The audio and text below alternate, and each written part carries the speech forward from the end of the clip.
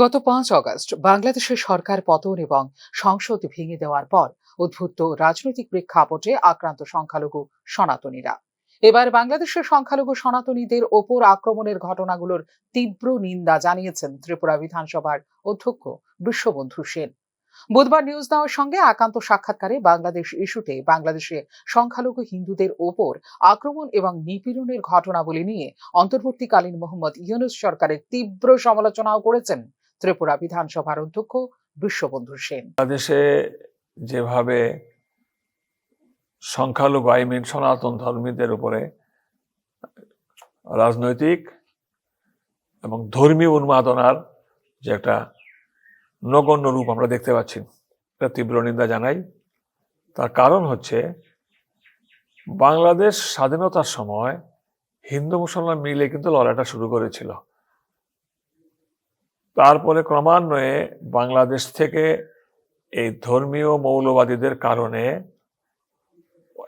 স্বাধীনতার সময় বোধহয় 25 থেকে 30% মতো হিন্দু ছিল বাংলাদেশে। আজ এটা 5-6 এসে দাঁড়িয়েছে। তার মানে ওখানে ওরা সুখে নাই, শান্তিতে নাই। তো তীব্র নিন্দা জানাই, কারণ গভর্নমেন্ট অফ বাংলাদেশ জিনিসটাকে যথাযথভাবে সাংবিধানিক যে নীতি নির্দেশিকা, সাংবিধানিক যে মানুষের জীবন, মানুষের ধন সম্পত্তি, ধর্ম রক্ষা করার যে দায়িত্ব কর্তব্য সাংবিধানিকভাবে, সেটা যথাযথ পালিত হচ্ছে না। এবং অত্যন্ত দুঃখের বেদনার বিষয় যে চিন্ময়, যিনি ইস্কনের চিন্ময় প্রভু অ্যারেস্টেড হলেন, ওনার জন্য একজন আইনজীবী নিয়োগ করতে পারছে না। তার মানে কতটুকুন সাম্প্রদায়িকতার ভেদাভেদ কতটুকুন ডিপে চলে গেল। আইনজীবী নিয়োগ করতে দেওয়া হবে না, এবং একজন আইনজীবী সেখানে নিয়োজিত হলেন ওনার জন্য, মিস্টার রায়। ওনাকে বেধড়ক মার মেরে এখন ওনার জীবন সংকটে উনি চিকিৎসাধীন। এটা তো চলতে পারে না কোনো সভ্য দেশে। কোনো মানবিকতার দৃষ্টিভঙ্গি যেটা চলতে পারে না, ধর্মীয় দৃষ্টিভঙ্গিতে চলতে পারে না। একটা সংবিধান রক্ষার নামে যিনি শপথ নিয়েছেন, এটা তো সংবিধান রক্ষা হচ্ছে না, লঙ্ঘিত হচ্ছে। সুতরাং এই অত্যাচার ভাষায় বর্ণনা করার কিছু নেই, এবং এই ঘটনার তীব্র নিন্দা এবং যতটুকু করা যায় ততটুকু নিন্দা করা প্রয়োজন, উচিত বলে মনে করি।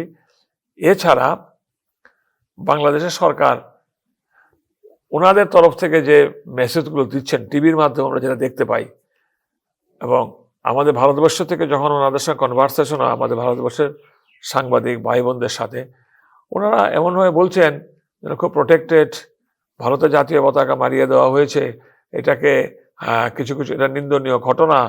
তো আশকারাটা মনোভাবটা আসে কোত্থেকে, ফিলিংসটা আসে কোত্থেকে? সুতরাং অত্যন্ত খুব মর্মাহত, আমরা সকলে মর্মাহত। বাংলাদেশে একদিকে যখন দমন পীড়ন চলছে সংখ্যালঘুদের ওপর, ঠিক তখন এই ক্ষেত্রে মৌন আন্তর্জাতিক মহল, মৌন দেশের বিরোধী রাজনৈতিক দলগুলিও বিষয়টির সমালোচনা করে প্রধানমন্ত্রী নরেন্দ্র মোদীর নেতৃত্বাধীন কেন্দ্রীয় সরকারের শাসনকালে ভারতের কোথাও সংখ্যালঘু মুসলমান সম্প্রদায়ের ওপর এই ধরনের আক্রমণের কোনো নজির নেই বলে জানিয়েছেন ত্রিপুরার বিধানসভার অধ্যক্ষ বিশ্ববন্ধু সেন। কিছুদিন পূর্বে দুটো ফিল্ম রিলিজ করেছিল, একটা ছিল কাশ্মীর ফাইলস, আর একটা হচ্ছে Kerala story. Are very recently করলো দ্য সাবরমতি। কাশ্মীর ফাইল বেরোবার পরে বিরাট প্রতিক্রিয়া, কেরালা স্টোরি বেরোবার বিরাট প্রতিক্রিয়া। এগুলো ফলস। বিরোধীরাও বলছে, আমাদের ভারতবর্ষের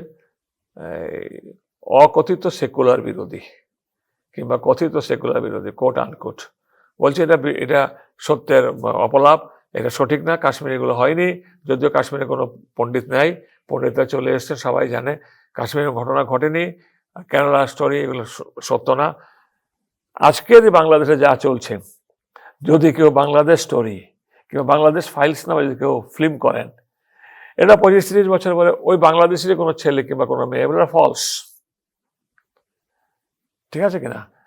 আর আরেকটা প্রতিক্রিয়া হচ্ছে আমার, ইউক্রেনে যদি একদম দুটো দেশের যুদ্ধের মাঝখানে যদি ভারতীয় সাংবাদিকরা যেখানে যান, আন্তর্জাতিক স্তরের সাংবাদিকরা আসেন, হোয়াই নট ইন বাংলাদেশ? কয়েকটা মিডিয়া হয়তো ইন্ডিয়ার বাংলাদেশ গেছেন। কেমন কিছুদিন আগে দেখলাম ওই যে হাসিনা দিদি চলে আসার পরে ধর্মীয় পীঠস্থানগুলোকে অত্যাচার করা হয়েছে, ভাঙচুর করা হয়েছে, পুড়িয়ে দিয়েছিল। কোনো একটা টিভির জাতীয় মানের সেখানে গিয়েছিলেন। এখন কেন আন্তর্জাতিক স্তরের কোনো টিভি আসে না? যারা ইউক্রেন রাশিয়ার যুদ্ধ কভার করতে গিয়েছিলেন, এখনো যান, কিংবা ইসরায়েল হামাসের যুদ্ধ কভার করতে যান, তারা বাংলাদেশে আসছে না কেন?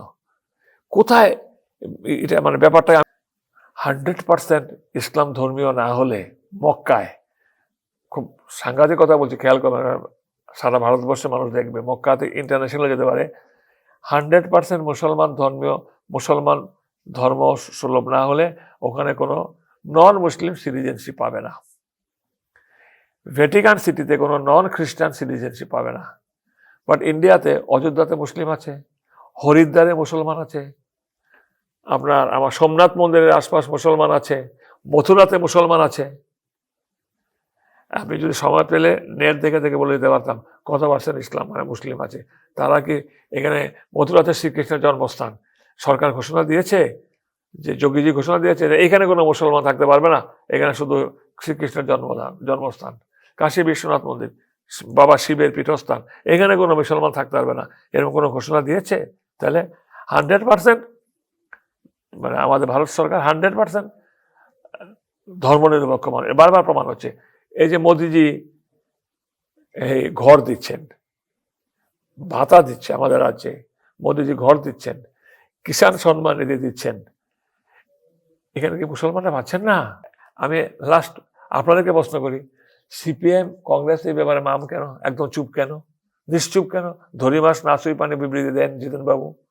আশাউদ্দিন সাহেব তো ডাইরেক্ট মানে পারলে সমর্থন করছেন। বাংলাদেশের সংখ্যালঘু সনাতনীদের ওপর আক্রমণের ঘটনায় ইতিমধ্যে কড়া প্রতিক্রিয়া দিয়েছে মার্কিন যুক্তরাষ্ট্র এবং ব্রিটেনের রাজনৈতিক এবং প্রশাসনিক আধিকারিকেরা।